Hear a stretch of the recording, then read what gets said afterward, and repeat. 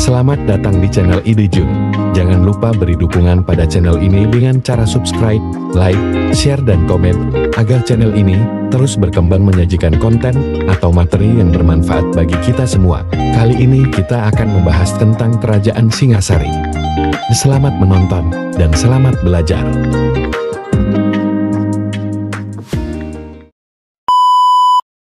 Indonesia memiliki sejarah kerajaan yang sangat banyak di masa lampau. Kerajaan-kerajaan itu pun berasal dari agama dan daerah yang berbeda-beda. Salah satunya adalah Kerajaan Singasari. Kerajaan Singasari adalah kerajaan Hindu-Buddha yang berdiri di Jawa Timur pada tahun 1222 Masehi. Kerajaan ini didirikan oleh Ken Arok, raja pertama dengan gelar Sri Raja Sabatara Sang Amurwabhumi. Kerajaan Singasari awalnya bernama Tumapel. Namun karena ibu kotanya yang bernama Singosari lebih dikenal luas, maka kerajaan ini dikenal dengan nama Kerajaan Singasari. Ken Arok sebagai pendiri dan raja pertama, awalnya adalah pengawal Tunggul Ametung, Aku, atau camat di Tumapel, kemudian membunuh Tunggul Ametung dan menikahi istrinya yang bernama Ken Dedes. Pada masa pemerintahan Kertanagara, Kerajaan Singasari mencapai masa kejayaan dan memperluas wilayahnya hingga ke Bali, Sunda, sebagian Sumatera, dan sebagian Kalimantan. Kerajaan Singasari runtuh setelah kematian Kertanagara yang diserang oleh Jayakatwang pada tahun 1292. Sejarah Kerajaan Singasari diceritakan dalam kitab Pararata dan Negara Kertagama. Bintang Canggu merupakan simbol kekuatan Kerajaan Singasari di Sungai Brantas. Kerajaan Singasari hanya sempat bertahan 70 tahun sebelum mengalami keruntuhan. Berdirinya Kerajaan Singasari. Kerajaan Singasari muncul berkat langkah besar seorang pengawal bernama Ken Arok. Awalnya, Ken Arok adalah pengawal setia Aku Tumapel, Tunggul Ametung di bawah kekuasaan Kerajaan Kediri. Ken Arok menyimpan perasaan cinta terlarang terhadap Ken Dedes, istri Tunggul Ametung. Ini menjadi pemicu bagi Ken Arok untuk melangkah lebih jauh dan mengambil alih Tumapel. Ia pun mengkhianati majikannya sendiri. Dengan berhasil menewaskan Tunggul Ametung, Ken Arok mampu menguasai Tumapel dan memulai perjalanannya menuju kekuasaan yang lebih besar. Setelah dilantik sebagai Raja Singasari, Ken Arok memerangi Raja Kertajaya dari Kerajaan Kediri.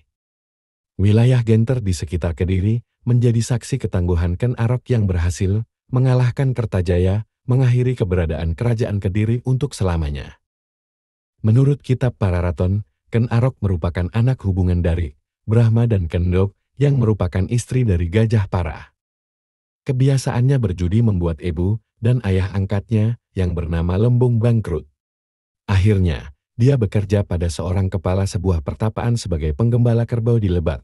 Tetapi dia menghilangkan kerbau tersebut sehingga dituntut ganti rugi.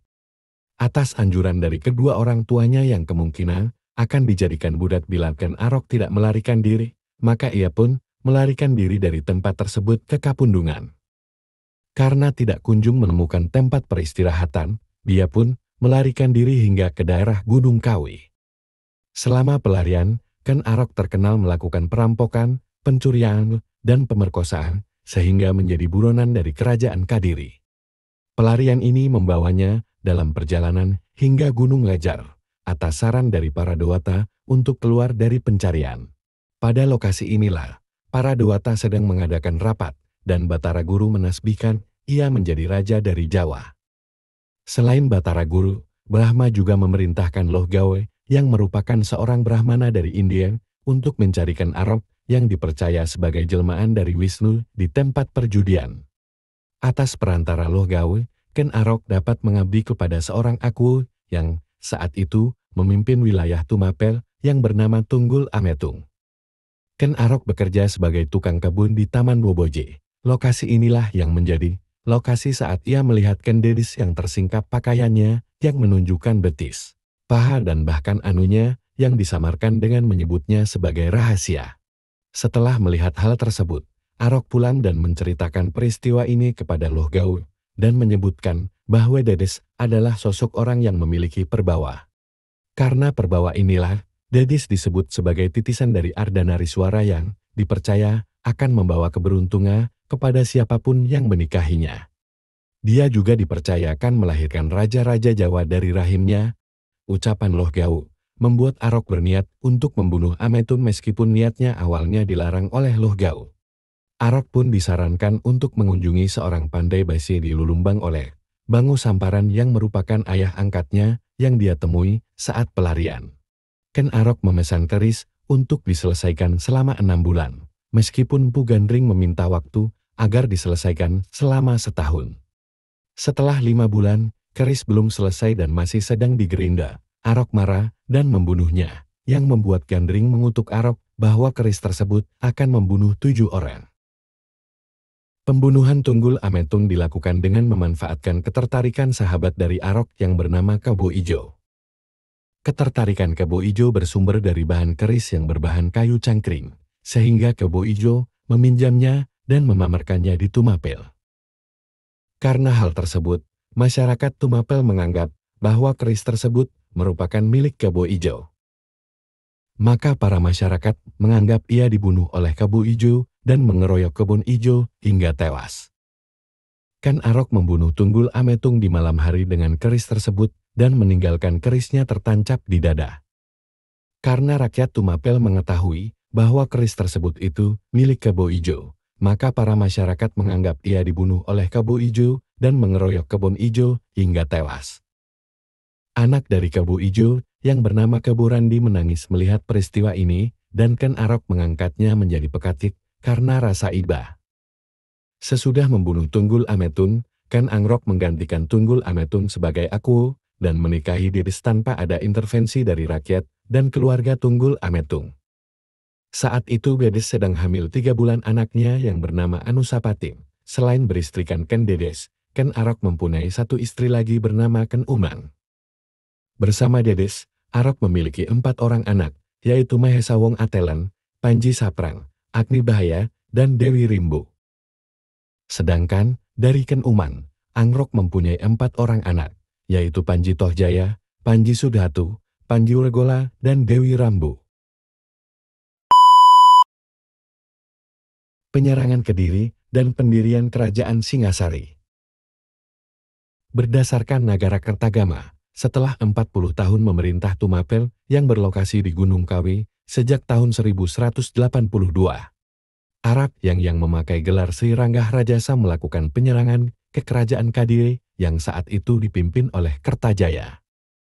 Para ratan menceritakan bahwa serangan ini bermula dari perseteruan dari Brahmana dan Kertajaya yang disebutkan dengan nama Prabu Dandang Gendhis. Konflik ini berasal dari perintahnya untuk para Brahma menyembahnya sebagai dewa. Untuk memperteguh keinginannya untuk dianggap dewa, dia berperilaku untuk menyerupai Siwa dengan menancapkan tombak dan duduk di atasnya dalam posisi mudra sekaligus seperti terlihat memiliki tangan 4 dan mata 3 seperti Siwa. Para Brahma menolak perintah ini dan melarikan diri untuk berlindung dengan Ken Arok. Ken Arok yang saat itu didukung Brahma memerdekakan dirinya dari Kediri, yang saat itu masih menjadi vasal dan menyatakan niat untuk kudeta. Ancaman kudeta ini tidak dihiraukan oleh Kertajaya dan menyatakan bahwa hanya Siwa yang dapat mengalahkannya. Karena pernyataan ini, Ken Arok meminta izin ke para Brahma untuk menyatakan dirinya sebagai Siwa. Ketika berkuasa, Ken Arok berniat melepaskan Tumapen dari kekuasaan Kadiri. Pada tahun 1221, terjadi perseteruan antara Kertajaya, Raja Kerajaan Panjalu, dengan kaum Brahmana.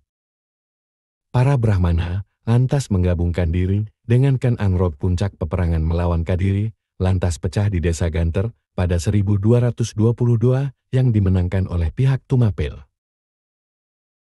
Pada tahun 1253, Wisnuwardhana kemudian mengangkat putranya yang bernama Kertanagara sebagai Yuwaraja atau putra mahkota dan mengganti nama ibu kota kerajaan menjadi Singhasari.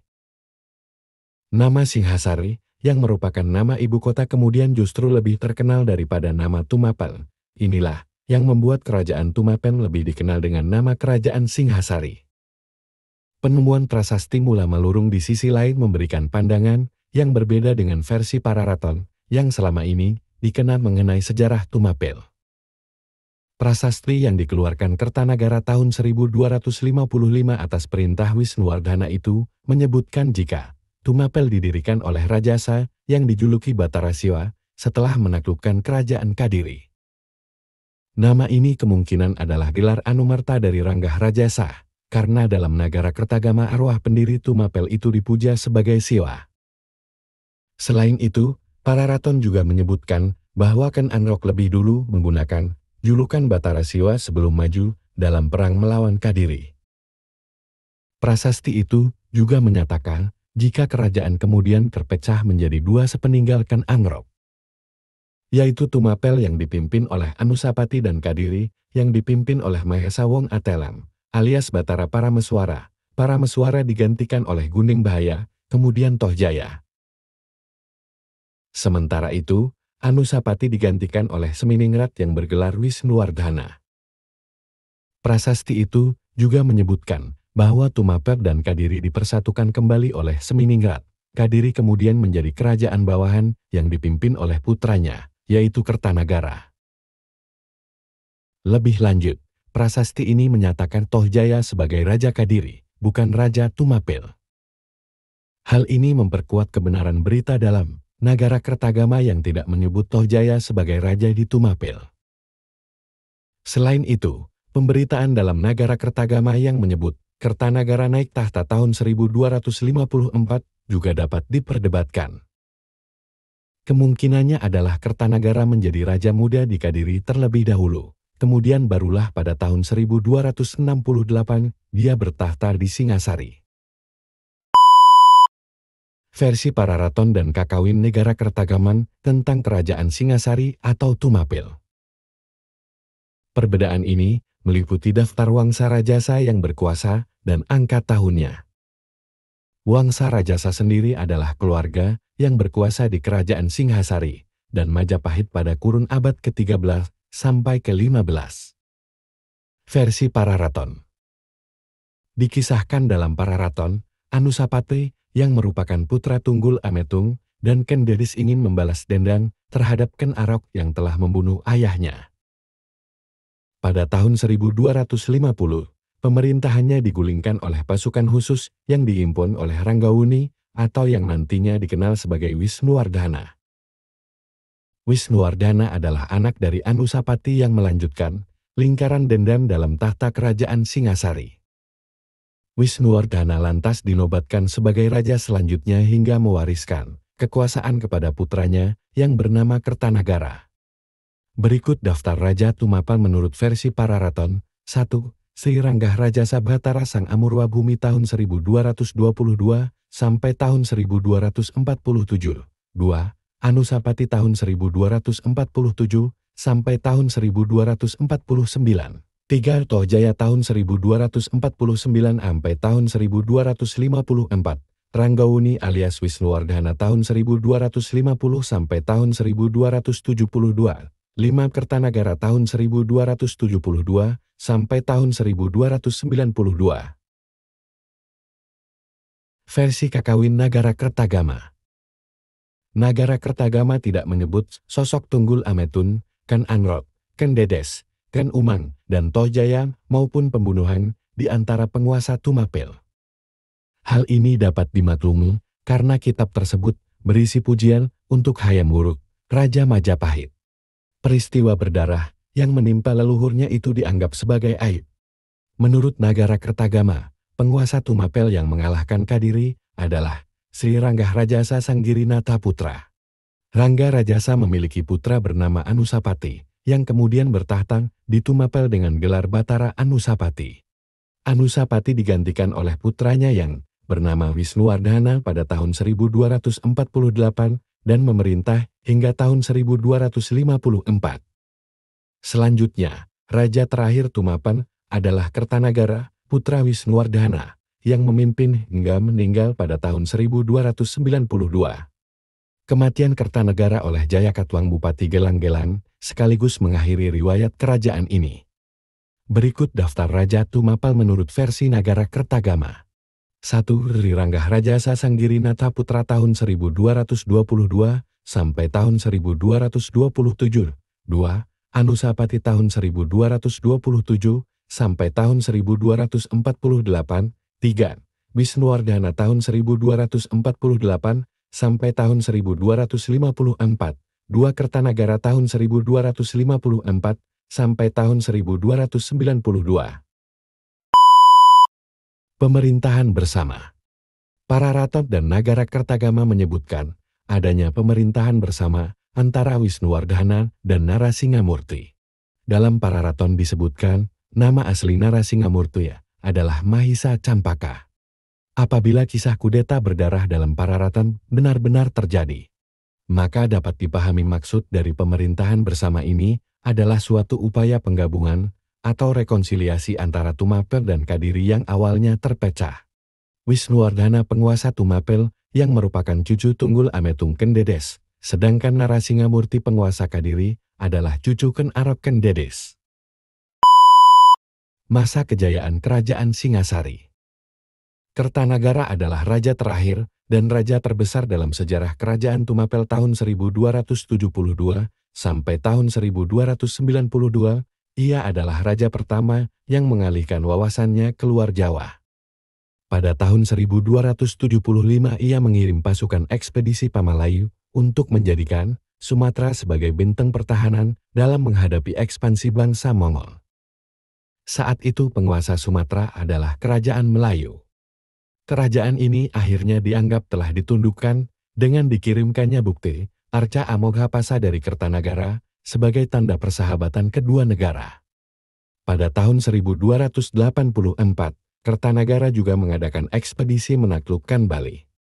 Pada tahun 1289 Kaisar Kubilai Han mengirim utusan ke Tumapel meminta agar Jawa mengakui kedaulatan Mongol, namun permintaan itu ditolak tegas oleh Kertanagara. Nagara Kertagama menyebutkan daerah-daerah bawahan Tumapel di luar Jawa pada masa Kertanagara antara lain Kerajaan Melayu, Bali, Pahan, Gurul, dan Bakulapura. Wilayah Kerajaan Tumapel juga meliputi Mojokerto jauh sebelum Majapahit berdiri. Kekuasaan Tumapel di Mojokerto salah satunya dibuktikan dengan Prasasti Gondang. Berdasarkan angka tahunnya, prasasti ini dibuat pada masa kekuasaan Raja Kertanegara. Prasasti ini menandakan wilayah yang masuk dalam kekuasaan Singasari yaitu Gresik, Surabaya, Sidoarjo, sampai Mojokerto sebelum berdirinya Kerajaan Majapahit. Keruntuhan Kerajaan Singasari. Kerajaan Singhasari yang sibuk mengirimkan angkatan perangnya keluar Jawa, akhirnya membuat pertahanan di dalam kerajaan menjadi lemah. Pada tahun 1292 terjadi pemberontakan Jayakatwang Bupati Gelanggelan, yang merupakan ipar dan sekaligus besan dari Kertanagara sendiri. Karena ingin membalas dendam terhadap Wangsa Rajasa yang telah merebut kekuasaan dari Kerajaan Kediri, serta membunuh keluarga dan leluhurnya. Pemberontakan ini menyebabkan kematian Kertanegara dan runtuhnya Kerajaan Tumapel. Setelah runtuhnya Tumapel, Jayakatwang mengangkat dirinya menjadi raja dan membangun kembali Kerajaan Kediri dengan ibu kota di Daha. Riwayat Kerajaan Tumapel pun berakhir. Para raton, Nagara Kertagama, dan Prasasti Kudadu mengisahkan Raden Wijaya, cucu Narasingamurti, yang menjadi menantu Kertanagara lolos dari maut. Berkat bantuan Arya Wiraraja penentang politik Kertanagara, ia kemudian diampuni oleh Jayakatwang dan diberi hak mendirikan Desa Majapahit. Pada tahun 1293 datang pasukan Mongol yang dipimpin Ikemas untuk menaklukkan Jawa. Mereka dimanfaatkan Raden Wijaya untuk mengalahkan Jayakatwang di Kerajaan Kadiri. Setelah Kadiri runtuh, Raden Wijaya dengan siasat cerdik ganti mengusir tentara Mongol keluar dari tanah Jawa. Raden Wijaya kemudian mendirikan Kerajaan Majapahit sebagai kelanjutan Tumapel, dan menyatakan dirinya sebagai anggota Wangsa Rajasa, yaitu dinasti yang didirikan oleh Ken Arok. Setelah Kerajaan Tumapel runtuh, status Tumapel berubah menjadi negeri bawahan dari Kerajaan Majapahit yang paling utama. Penguasa Tumapel atau Raja Bawahan yang memimpin wilayah ini bergelar sebagai Bele Tumapel. Warisan budaya Kerajaan Singasari. Warisan budaya berupa arca, candi dan prasasti. Peninggalan arca yaitu Arca Amoghapasa, Arca Dwarapala Singosari, Arca Ganesha Boro, Arca Ganesha Karangkates, Arca Anusapati, Arca Wisnuwardhana, Arca Joko Dolok, Arca Kendedes. Peninggalan berupa candi yaitu Candi Kagenengan, Candi Kidal, Candi Sumberawan, Candi Katanglumban, Candi Meleri, Srengat, Blitar, Candi Jago, Candi Jawi dan Candi Singasari. Peninggalan berupa prasasti yaitu Prasasti Bioro, Prasasti Mula Malurung, Prasasti Maribon, Prasasti Pakiswetal, Prasasti Sarwadharna, Prasasti Sapi Keret, Prasasti Gondang, Prasasti Padang Roco, Prasasti Wurar, Prasasti Camundi.